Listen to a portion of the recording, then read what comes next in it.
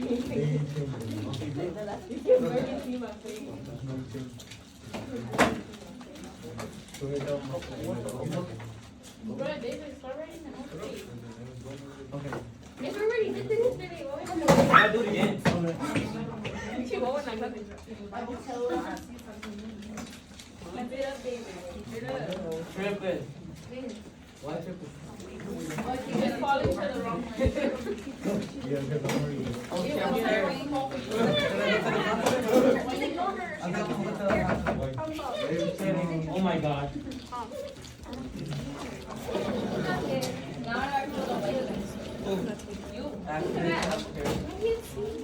Are we ready to get started? No. And I suggest everybody get their note page situated.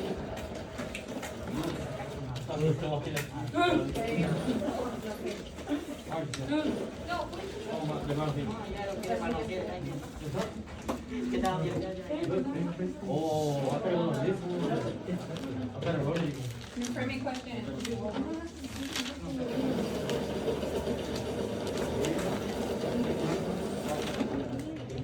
Cannot tell, we have a new framing question for today. We are on module 4, lesson 3. Our framing question is, what does a deeper exploration of segregation reveal?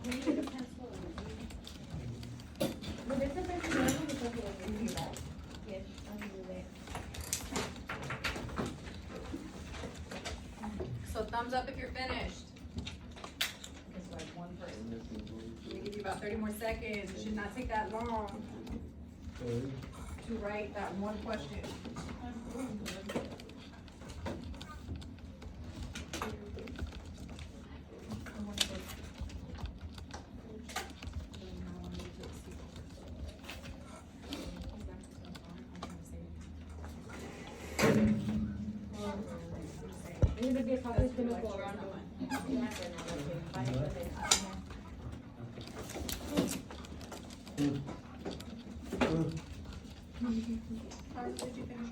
Yeah.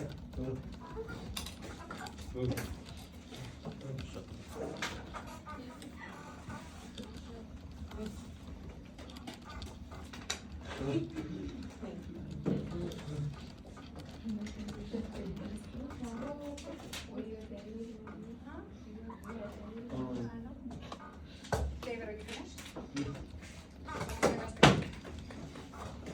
Where's your two stickers? Where's your two stickers? The new ones that I gave you.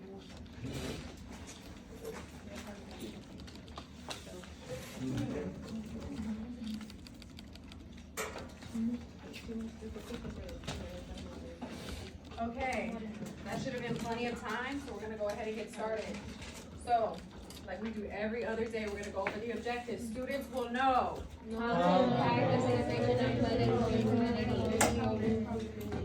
So, know the impact of segregation on Claudette Colvin's community. That is what you did yesterday when Ms. Steppe talked to you about the Jim Crow laws.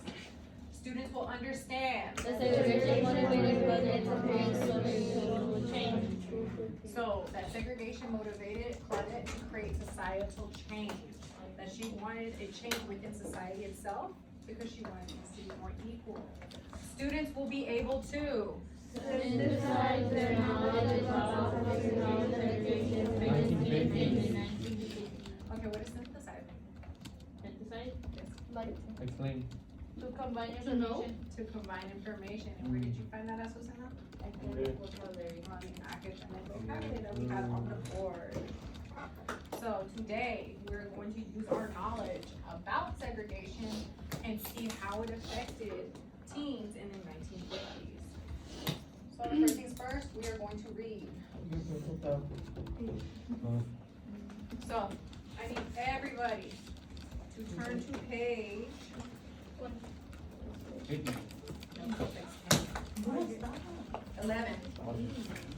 It has a picture of Father Colbert's family on one side, and it says chapter 2 on the other side. What I want you to do. Yes.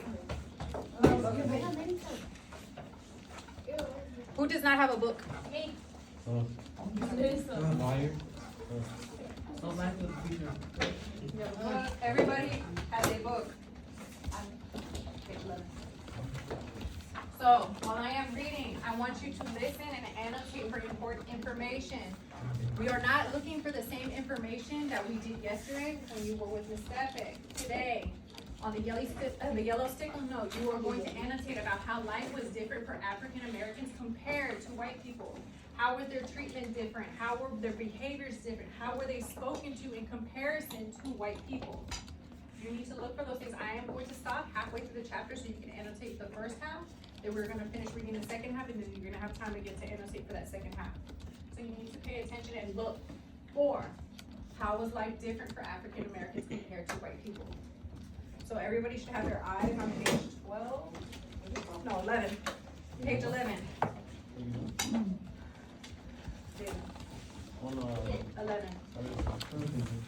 So, chapter 2, Coot. To me, God loved everyone. Why would he curse just us? I'm prepared for class. Claudette Coleman. Claudette. I was born Claudette Austin, September 5th, 1939, in Birmingham. My mom named me after Claudette Colbert, a movie star, back then. Supposedly both, because we both had high cheekbones. My biological father's name is C.P. Austin, and my birth mother's name is Mary Jane Gadsby. C.P. left my mother to look for a job, stayed away for a year, and came back just long enough for my sister Delphine to be born. Then he took off again. When he came back a third time and wanted to stay, my mother finally said no.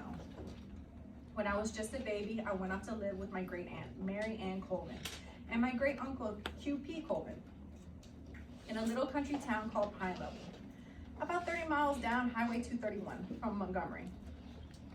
Mary Ann and QP are the ones I call mom and dad. They were a lot older than my birth parents, more like my grandparents' age. But I loved them both, and I was happy to be with them. I think the reason they took me is that their only child, Velma, was away teaching school most of the year. So they had plenty of room for me. Later, Delphine came to live with us too. So I grew up in a quartet. Mary Ann, QP, Delphine, and me. And our dog, Belle, and 2 horses and lots of chickens. Cows and pigs. Do we know what a quartet is? No. Huh? And I think they are on your body. Quartet, if you look at the beginning, the root word basically is quart, which is like cuatro. 4 people. 4 people. So quartet means 4. Okay, page 12, top of page 12. Back then, while World War II was going on, whenever one of our hens would lay a bad egg, we'd mark it with H for Hitler. People always said I was smart. I don't know about that, but I was inquisitive for sure. Do we know what inquisitive means? No. Inquisitive means curious. Oh yeah. She was very, very curious about a lot of things. I wondered about everything and asked about everything. Why don't the stars fall? Where is Japan? Is it different from China? How did God make the earth so fast in 6 days? Did he make the stars too? When Belle died, would she go to heaven? Shouldn't Easter be on Monday? Weren't there supposed to be 3 days after the crucifixion, so it'd be Saturday, Sunday, Monday, right? The biggest mystery of all was how the white man came to dominate us. In the South, it was taught that white people were better than blacks. Somehow, they were the masters, and we were there to work for them. My mom said that white people thought God made them special. My Sunday school teacher said we had been cursed by one of Noah's sons. I didn't buy that at all. To me, God loved everyone. Why would he just curse us? My mom thought she was as good as anyone else. So did I. One day I told my pastor, Reverend H.H. Johnson, I don't want to serve a God that would have cursed a race. He seemed proud of me for saying that. Why do you think she thought that? Because people will say that. Because people were what? Because people will say that. They were saying what? What were they saying, Carlos? I forgot. Because I thought I was something else. Well, you're not wrong. But basically she thought that I don't wanna serve a God that would have a cursed race. That would only like, ¿cómo se me Tell me in Spanish, what you want to? I don't know how to explain it. I have it, but I don't know how to explain it. Anybody wanna help Melissa? Yeah, ask the question. Okay, why do you think Claudette said, I don't wanna serve a God that would have a cursed race? Why do you think she said that? Because she thinks that, she's gonna think that he only likes one specific race. You're right. It's not fair that God would only have, he would only favor one race. He would only like one race. She felt that God should love everybody equally. Okay, we're gonna continue. I was a tomboy, tall and skinny and very fast. And I loved to be outdoors. I could climb trees as well as anyone. My best friend Annie Ruth Baines and I knew every trail and shortcut from Pine Level to our homes. And no trespassing sign meant nothing at all to us.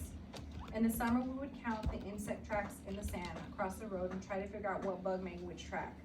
We were walking to school together the first time we got close to a skunk, right out in the middle of the road. We ran up to pet it and got sprayed. The teacher took one sniff and sent us home. Pine Level didn't have much more than a few shacks for the sharecropper families, a schoolhouse, a church, and a general store. But I was at home in all of it.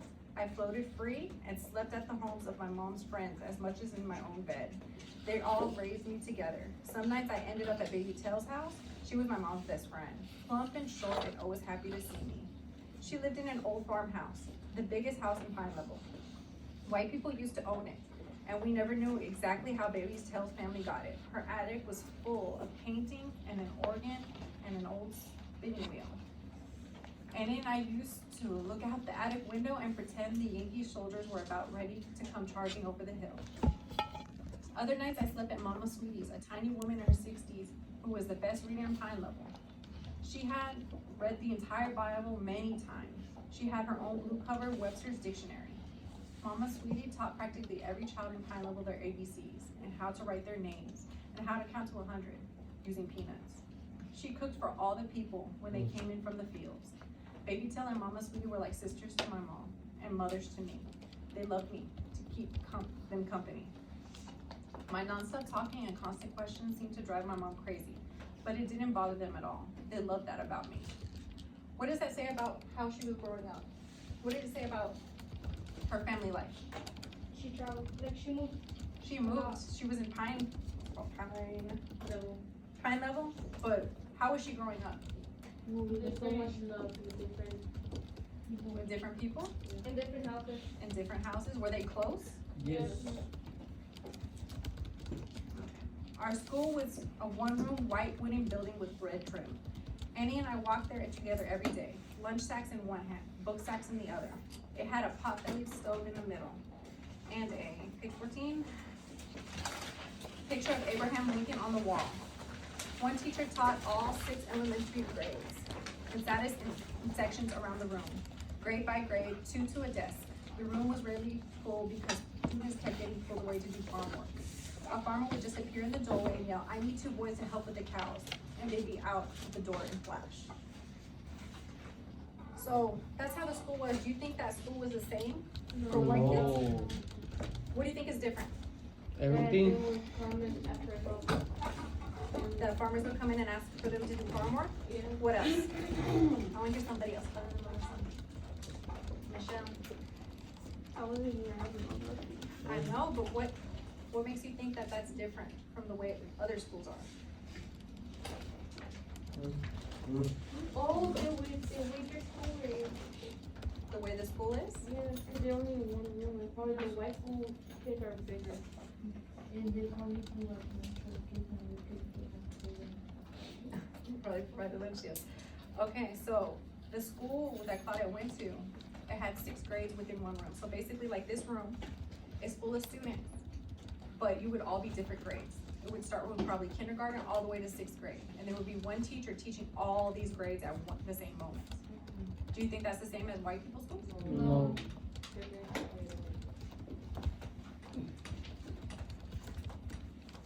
Okay, let us continue. I love school. I memorized the Dick and Jane readers so my teacher would think I could already read. One day she asked me to read aloud, but I got out ahead of the text. She couldn't figure out what was going on. She told my parents to take me to Montgomery to get my eyes checked. I learned the entire second grade in advance just by listening to Aunt Annie. She was a year older than me, and by hearing Mama Sweetie read from her Bible and her Webster's Dictionary. When it came time for me to start second grade, I could already read and write and spell and even do some arithmetic. Do you know what arithmetic is? Math? Yes, it's math. It is an old word to basically say math. They tested me and told me to go sit with the third graders. After that, I was always younger than the other kids in my class. I knew plenty of white people, and they knew me. You had to be very careful around them. They never called the adults Mr. or Miss or Mrs. They used their first names instead. Or sometimes they made up little nicknames to dominate us. I was Coot.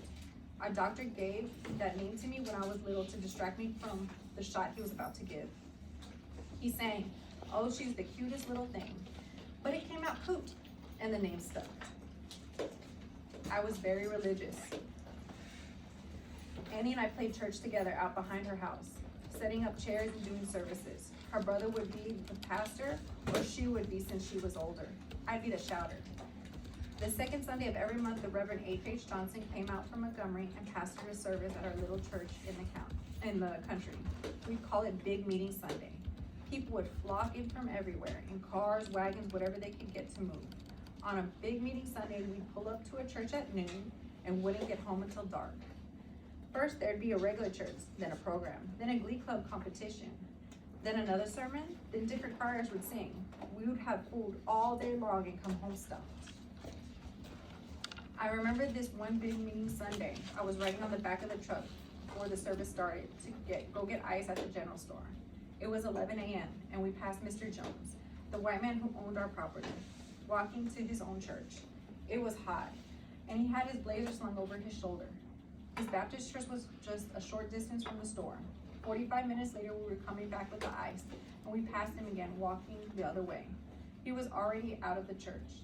This was just one more thing that seemed different about white people. How could anyone serve God on Sunday in less than an hour? So what were the differences between churches for African Americans and white people? Different time? Different times? How so? Explain. They take longer. No, different times, like people accept the different type of things. It's a different type of things. Yeah. Was church longer or shorter for them? It was longer. Longer. Which one sounded more fun, honestly? The longer. Yeah. You got to eat, there was a sermon, there might be 2 sermons, they had a glee club competition, they had a program, there were different choirs. That's why it took probably all day from noon until dark. How long did white people church take? 45 minutes. 45 minutes. Okay. When Claudette turned 8, Mary Ann Colvin inherited a house in Montgomery. Excited to live in a place of their own, the family loaded their belongings, including a horse named Mac, into the back of a neighbor's cattle truck and pushed off for Alabama's capital city. Their new home was a small frame house in a tiny hilltop neighborhood sandwiched between 2 white subdivisions on Montgomery's northeast side, King Hill. As the neighborhood was called, consisted of 3 unpaved streets lined with red shotgun shacks and frame houses like the Colvins. Toilets were out of doors. Though King Hill had a citywide reputation as a depressed and dangerous neighborhood, the Colvins found it to be extremely close-knit community where people knew and looked out for one another. Neighbors sat on their front porches, fanning the humid air, while children played in a small nearby park with a recreation center. Sad at first to leave Annie in the open countryside, Claudette soon made her peace with city life. Claudette, I slept with Delphine in the back bedroom with our own little fireplace. She would say her prayers as fast as she could and then jump into bed, waiting for me to hurry up and finish mine. I was a serious prayer, asking for help in this and that, and blessing about everyone I knew. But Delphine just whipped through the Lord's Prayer and jumped into bed. As soon as I got in, she'd be talking and talking, asking me how to spell this word and that. And then she'd start singing songs she'd heard on the radio, and twitching and squirming around with new dances. Delphine could keep me awake all night. We're gonna stop there. I'm gonna give you about 5 minutes, and I want you to start annotating. Remember, you need to start making notes about how life was different for African Americans compared to whites. How How was their treatment different? How were their behaviors different? How were they spoken to? What other difference within their community? We just talked about too.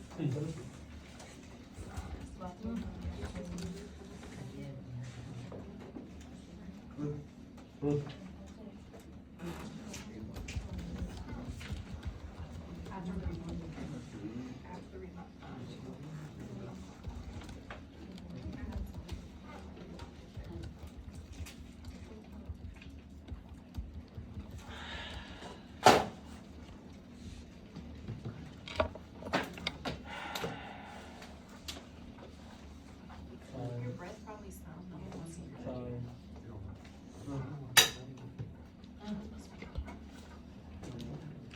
Writing.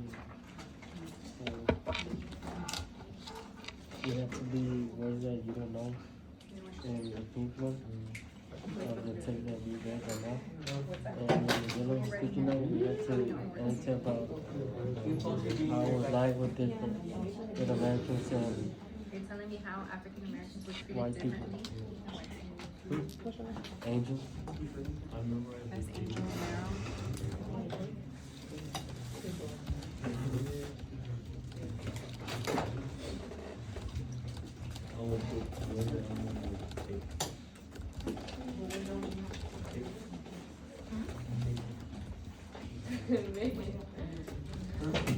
I'm not even in entertainment.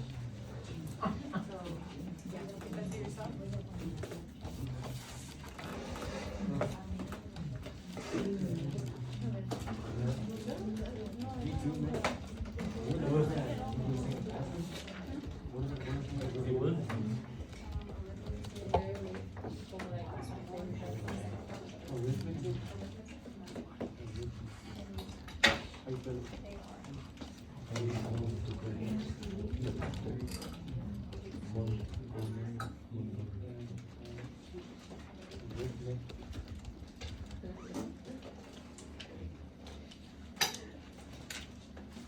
Are we finished? You got about a minute and a half left. You should at least have bare minimum 2 from the first part of this chapter. You're gonna have more in the second part, but you need at least 2.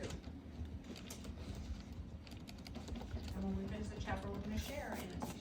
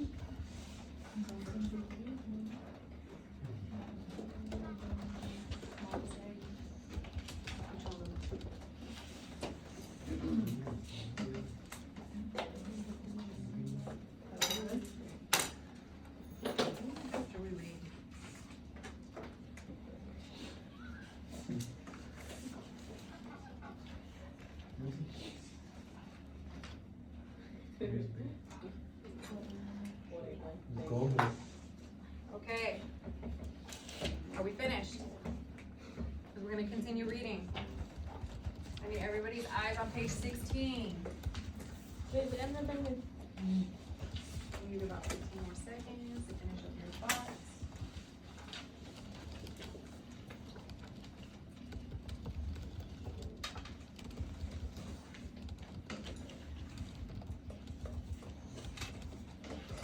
Okay, everybody's eyes needs to be on page 16.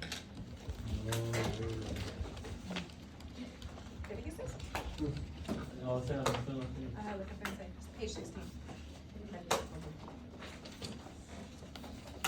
Michelle, 16. Daddy. Come on, 16.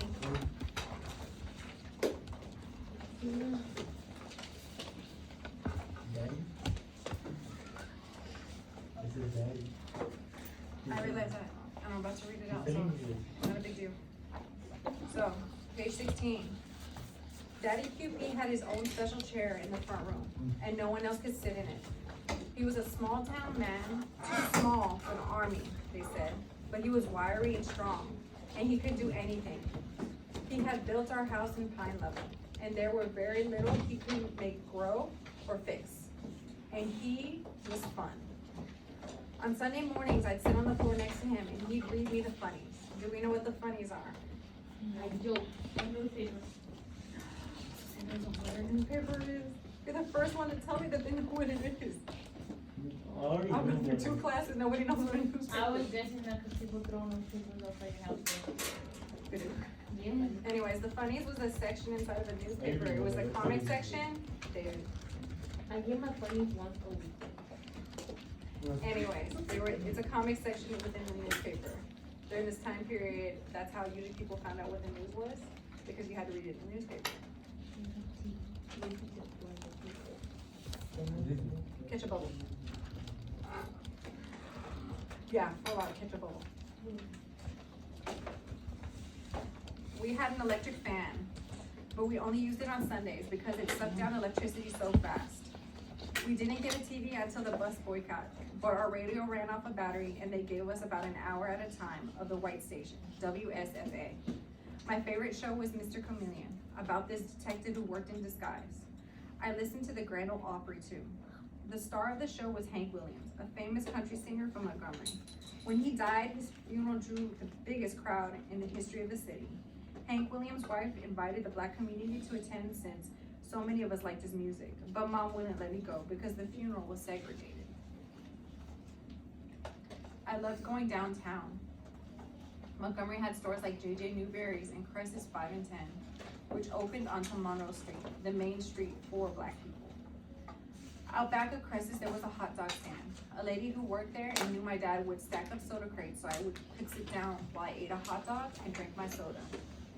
But downtown could make me very angry too. We could shop in white stores. They'd take our money all right, but they wouldn't let us try anything on. I never went into a fitting room like white people did. This sales lady would measure me and then go get the dress or the blouse and bring it out. She'd hold it up and tell me it was a perfect fit and expect my mom to buy it. When Delphine and I needed shoes, my mom would trace the shape of our feet on a brown paper bag and we carried the outline to the store because we weren't allowed to try shoes on. Why do you think they did that? They were black.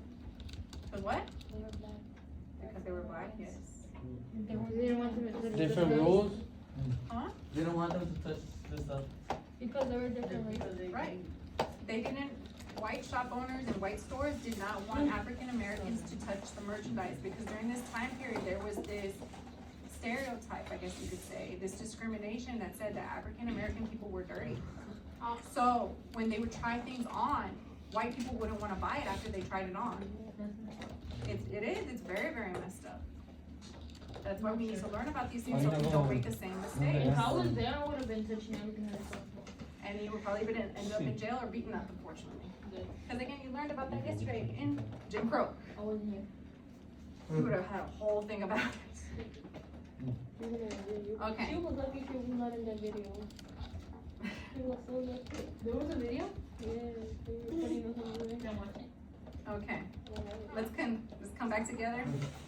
You couldn't try on a hat either unless you put a stocking on your head. They said our hair was greasy. They said it in such a degrading way. They never said please or asked if we minded. Once I went into a store with my mom and saw a beautiful Easter hat I really wanted. None of the other kids had that hat, but the sales lady kept bringing out different hats. For some reason, she didn't want me to have the hat I wanted. I got madder and madder. She kept saying, "Why don't you want this hat?" And holding up hats I didn't want. Finally, I got frustrated and answered, "Because my ears don't stick out like yours." My mom was horrified. She covered my mouth up and marched me out of the store. Why do you think her mama covered her mouth? Because you guys the way that you would do something that she was like, what she said, so She was afraid. That was her way of protecting her daughter, her way to make sure she didn't get in trouble. You could not, in this time period, African Americans could not talk to white people like that. That was another part of the discrimination. Because if you remember from the first part of this chapter, it said they dominated them. They basically said that they were cursed, they were lower than them.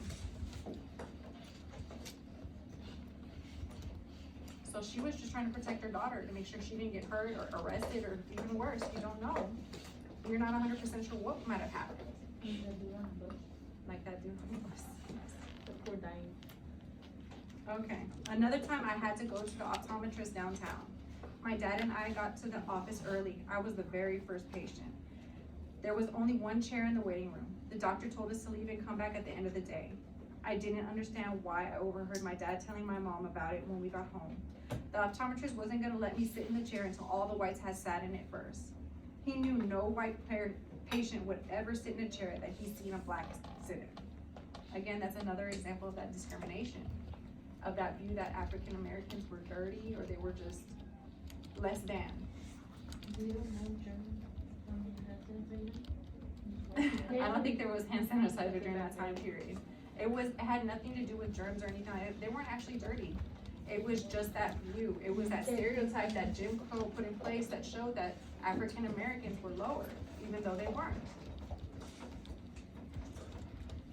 Okay, there were so many places you couldn't go and so many things you couldn't do if you were black.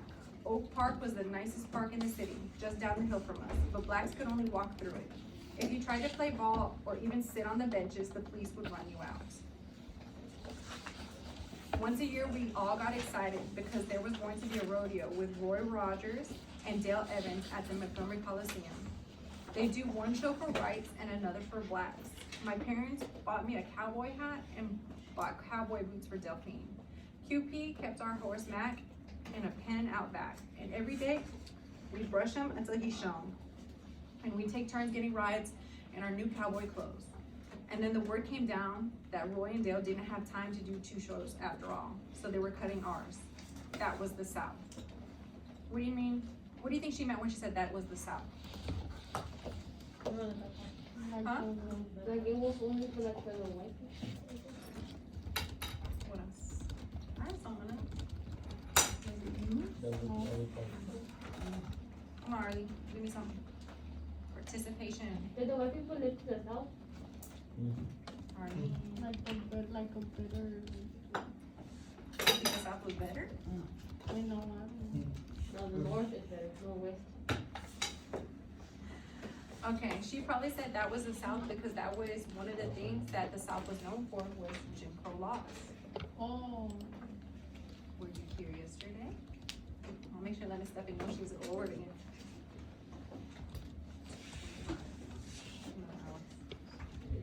Claudette excelled as a student in junior high, even though she was younger than her classmates. Her parents bought her a dictionary of her own, giving her an advantage in classroom spelling contests. After school, she usually headed for the library, or if her homework was light, to the King Hill Recreation Center, where she learned to crochet.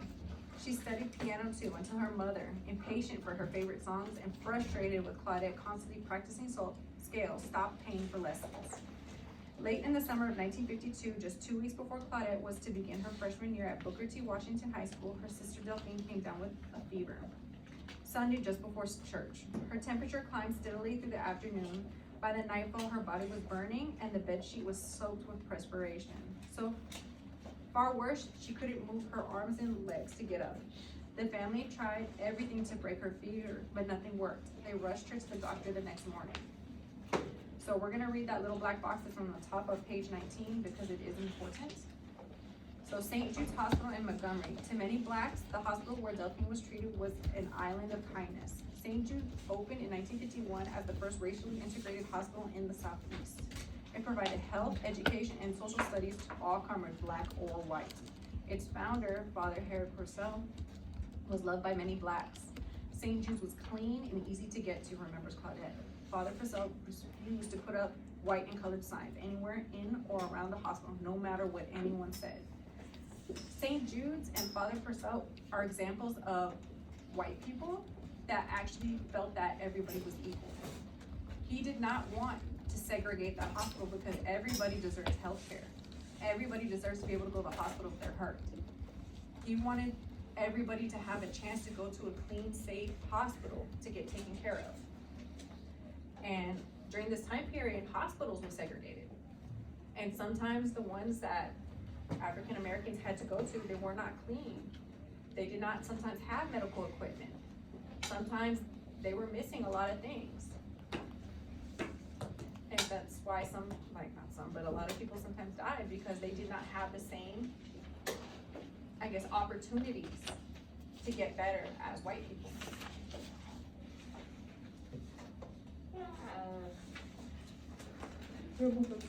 Yes, we're almost done. Page 19, Claudette. Polio came down on a lot of kids that summer. Do we know what polio is? Carlos, do you know what polio is? Who? Do you know what polio is? Yes. Pollo. Oh, you don't know? Polio is a virus that spreads from person to person, and after you get it, most likely you end up paralyzed. Coronavirus. No, paralyzed, as It's in a you word cannot walk for anymore. it. No coronavirus. Let's start looking. Well, they were testing. Huh? Nothing. What, for polio? That's still around. What, polio? Yes, you get vaccinated for it when you're a baby. It's part of that whole vaccination schedule. Yeah, usually when you're a newborn is when you get that whooping cough and some other stuff. So already have that thing on the body? You have the vaccine, yes. Okay, we're gonna focus now. So Claudette, polio came down on a lot of kids that summer. It shriveled the leg of one girl in our congregation and deformed the arm of a little boy. The doctor knew what it was as soon as he saw Delphine. He sent her to St. Jude's Hospital and put her in an iron lung to help her breathe. She couldn't move. All she could do was whisper through her breath. That's what my mama said. I used to go to the car with them to visit, but mom and QP made me wait outside the hospital. They didn't want me to get sick too, and they didn't want me to see Delphine like that. Once I tried to slip inside to see my sister, but a nurse caught me and led me back out screaming. I never saw Delphine alive again. After the day she left our house to go see the doctor, the next time I saw her, she was dead. After that, I began to question everything. I asked God why. He didn't answer my prayers. I asked, why would you take my sister? Why did you say no when I asked for my sister's deliverance? My mom disagreed with my thinking. She said, you prayed for Delphine's deliverance. Well, let me tell you what I was praying for. I was praying for God to take her because I didn't want the devil to have the upper hand. I didn't want her to be paralyzed for the rest of her life. I said, Mom, I would have taken care of her. I would have gone to school to be a nurse and learned to take care of her. I would have too. Delphine died September 5th, 1952. It was my 13th birthday. Also, she died on her birthday? She died on Claudette's 13th birthday. Why do you think her mom said, I was praying to God to take her because I didn't want the devil to have the upper hand? So she won't She wanted suffer? to suffer. She didn't want her to suffer. That's true. So her mom knew she was dying already? Well, what usually do this time period, if you have polio, you didn't survive long. Being paralyzed is hard. Okay, on the next page, you're gonna see a hot comb and the hair straightening product from the 1950s. When Claudette attended Booker T. Washington High. So they use pressing oil, hair treating oil, hair dressing pomade, and that's the hot comb, which is basically like a hair straightener, but it's okay. So I'm gonna give you about 5 minutes. You need to write annotations. Oh, chill. You have 5 minutes to write annotations from that second portion. I want you again to write about the